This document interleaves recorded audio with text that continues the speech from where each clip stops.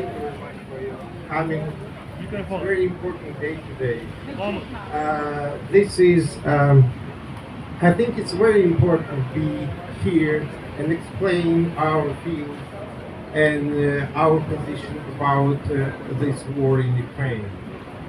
Because this is war not between Ukraine and Russia. This is war is between paradise and hell.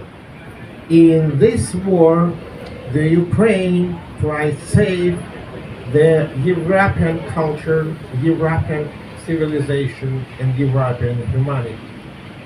And I want to repeat again and again, quoting by the President of the United States of America, John F. Kennedy, during his inaugural speech in 1961, he said, "We shall pay any price, bear any burden, meet any hardship, support any friend, oppose any foe to assure the survival and success of liberty."